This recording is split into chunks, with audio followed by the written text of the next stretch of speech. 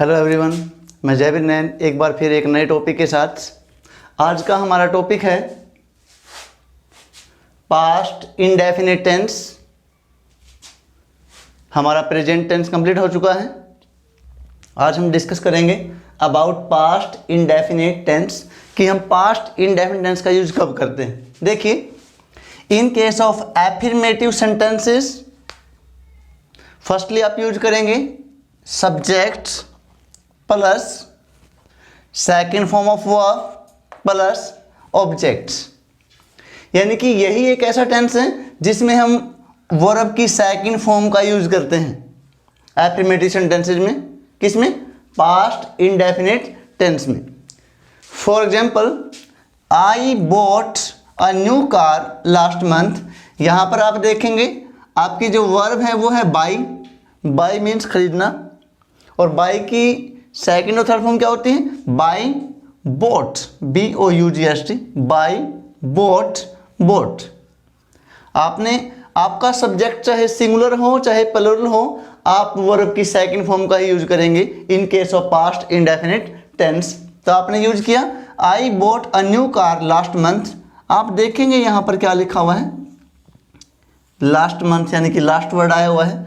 Last means पिछला, यानी कि जब कोई बात पास्ट के बारे में कोई बात की जाएगी तो हम यूज करेंगे सेकेंड फॉर्म ऑफ वर्ब, यानी कि पास्ट इंडेफिनिट टेंस का यूज करेंगे। ठीक है। उसके बाद है in case of negative sentences. In case of negative sentences firstly we use subjects, after that did not as a helping verb plus first form of verb plus objects. यानी कि negative sentence में हम क्या करेंगे, verb की second form को change कर देंगे डिड नॉट प्लस वर्ब की फर्स्ट फॉर्म में। जिस प्रकार से हमने किया ना प्रेजेंट इंडेफिनिट टेंस में, वर्ब की फर्स्ट फॉर्म को चेंज किया डू नॉट में, और वर्ब की फर्स्ट फॉर्म के साथ जो SAIS लगा हुआ था उसको डज नॉट प्लस वर्ब की फर्स्ट फॉर्म में चेंज किया था।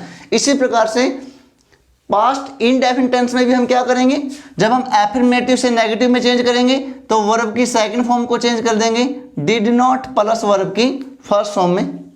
For example, Komal did not cook. आपने यूज किया did not cook food for me यस्टर night. यस्टर night means yesterday night, कल रात को। यहां पर वर्ड लिखा हुआ है यस्टर नाइट।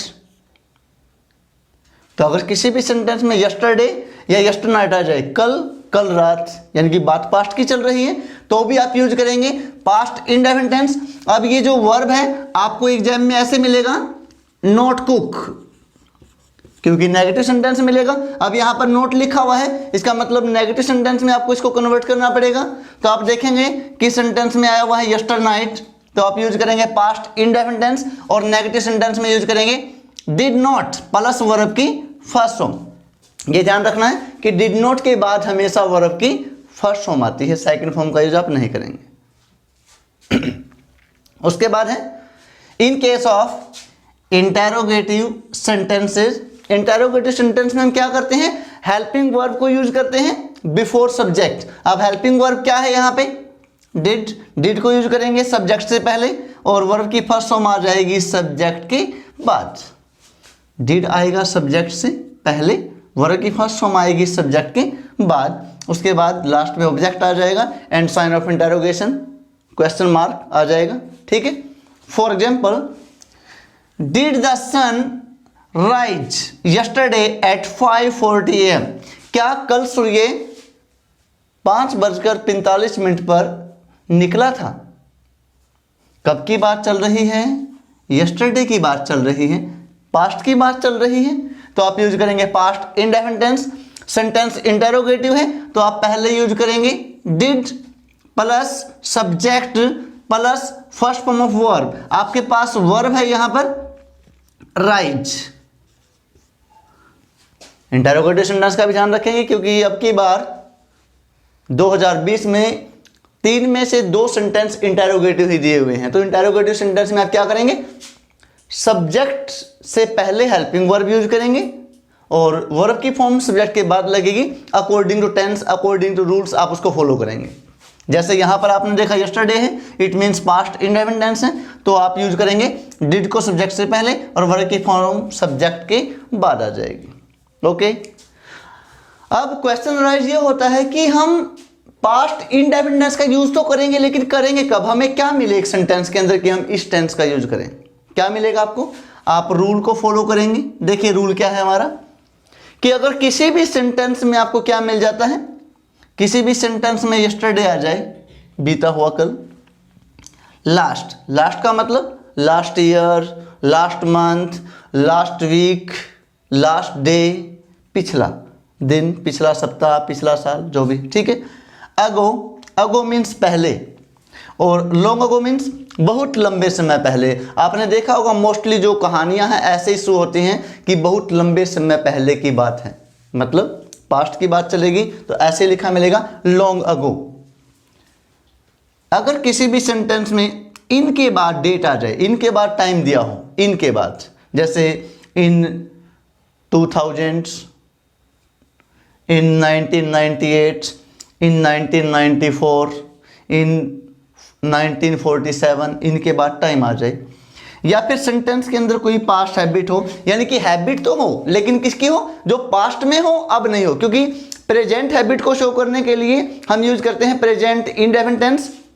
प्रेजेंट हैबिट को शो करने के लिए प्रेजेंट इंडेफिनिट टेंस का यूज करेंगे। लेकिन अगर हैबिट पास्ट की है, आपको पता चल जाता है कि हैबिट प्रेजेंट की नहीं है, पास्ट की है, तो आप यूज करेंगे पास्ट इंडेफिनिट टेंस। एग्जाम्पल से शो करते हैं।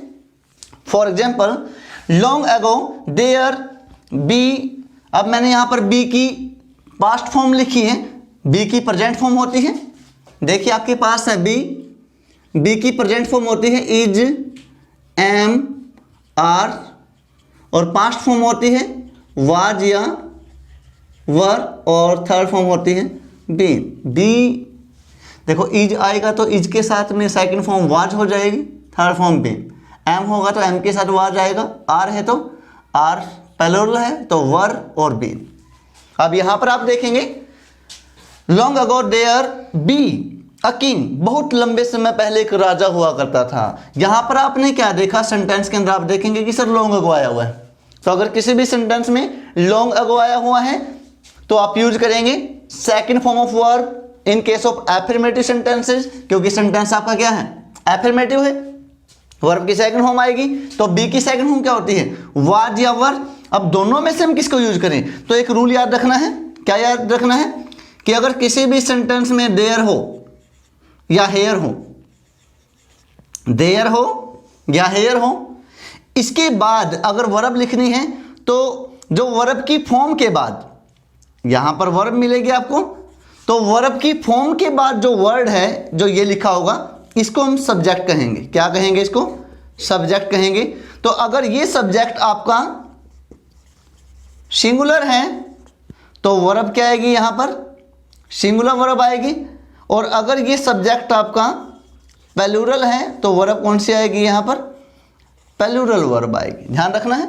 अगर किसी भी सेंटेंस, कोई भी सेंटेंस आपका शुरू है देयर से या हेयर से, तो आप यहां पर देखेंगे कि अगर ये सब्जेक्ट आपका सिंगुलर है तो वर्ब सिंगुलर आएगी। अगर ये प्लूरल है, जो यहाँ पर वर्ब की फॉर्म के बाद लिखा हुआ है, तो यहाँ पर प्लूरल वर्ब का यूज किया जाएगा। तो आपने देखा यहाँ पर देयर का अपना कोई मीनिंग नहीं है, तो आप देखेंगे यहाँ पर ए किंग, एक राजा, सिंगुलर है, तो यहाँ पर क्या आएगा? वर नहीं आएगा।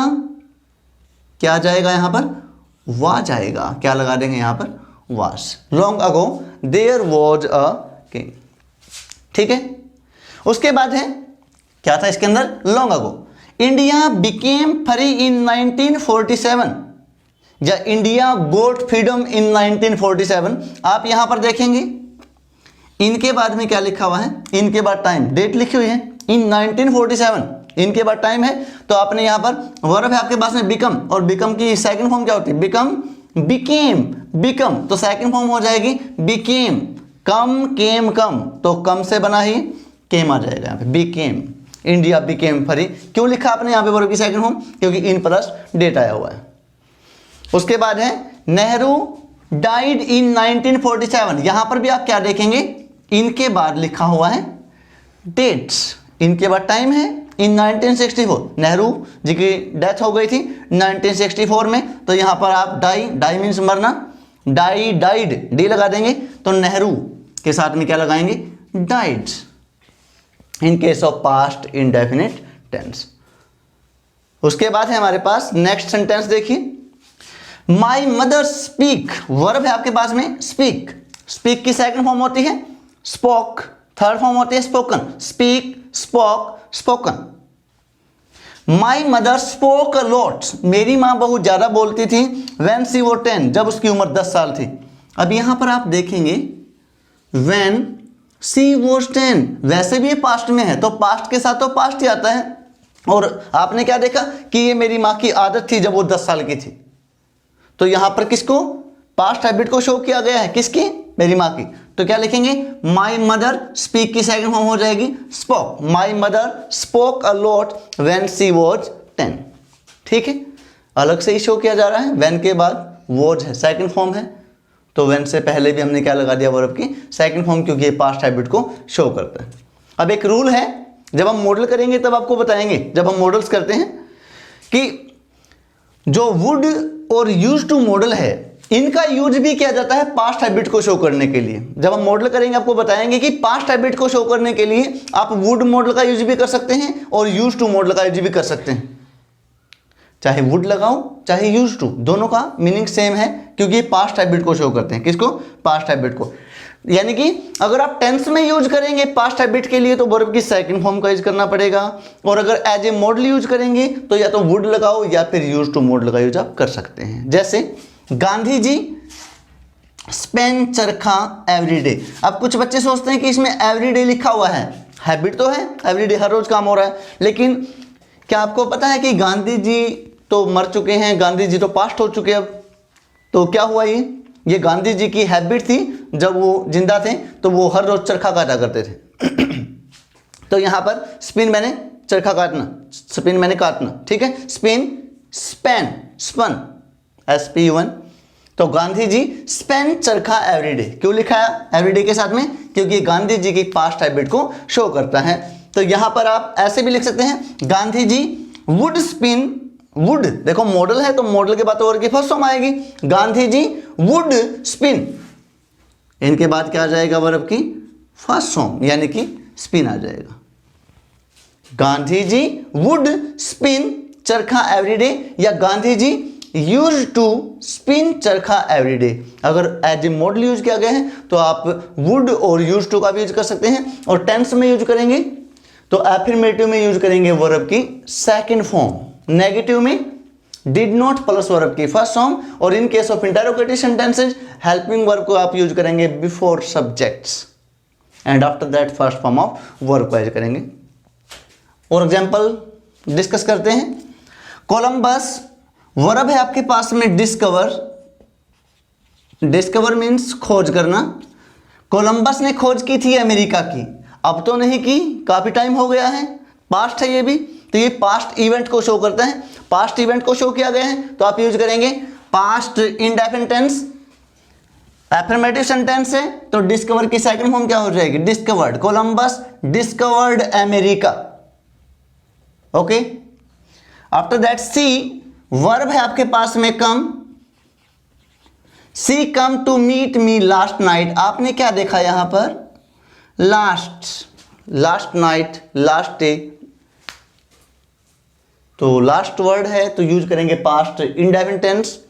एफर्मेटिव सेंटेंस है, कम की सेकंड फॉर्म क्या हो जाएगी, केम, सी came to meet me last night, क्योंकि इस सेंटेंस के अंदर क्या हुआ है, last. After that last sentence है, he left the school last month. यहां देखिए वर्ब है आपके पास में, सॉरी वर्ड है आपके पास में लास्ट, लास्ट मंथ पिछला महीना, पास्ट को डिनोट कर रहा है, यूज करेंगे पास्ट इंडेफिनिट टेंस। आप देखेंगे यहां पर आपके पास में वर्ब है लीव,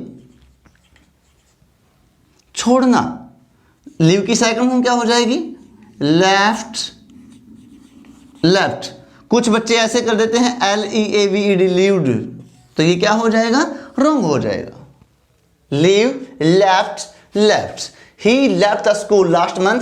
तो आप देखेंगे कि जितने भी हम सेंटेंसेज कर रहे हैं, जो भी आपको मैं टेंस करवा रहा हूं, उसमें जितने भी सेंटेंस हम डिस्कस कर रहे हैं अकॉर्डिंग टू रूल चल रहे हैं सभी के सभी। तो आप रूल को फॉलो करेंगे तो हमें हिंदी की जरूरत नहीं पड़ेगी कि इसमें हिंदी में क्या लिखा होना चाहिए, क्योंकि एग्जाम के अंदर हमें सिर्फ रूल्स मिलते हैं कि अगर आपको यस्टरडे मिले तो आप सोचेंगे कि सर पास्ट इंडेफिनिट टेंस आएगा, लास्ट मिले तो आपको पता होना चाहिए कि लास्ट वर्ड आया तो पास्ट इंडेफिनिट टेंस आएगा, इन पर स्टेट मिले तो आप यूज करेंगे पास्ट इंडेफिनिट टेंस। इस प्रकार अगर आपको ये रूल्स नहीं मिलते हैं इट मीन्स इस टेंस का यूज नहीं किया जाएगा। आप टेंस के अकॉर्डिंग, यानी कि जो भी रूल्स हैं रूल्स के अकॉर्डिंग टेंस को फॉलो करेंगे तो हमारे पास में टेंसेज 12 हैं, तो आप किसी भी टेंस को अच्छे से यूज कर सकते हैं किसी भी सेंटेंस के अंदर, क्योंकि एग्जाम में आपके पास ओनली 3 सेंटेंसेज होंगे, उनमें से आपको 2 सेंटेंसेज को कवर करना है। ओके, बाकी कल डिस्कस करते हैं next topic past continuous tense. Okay.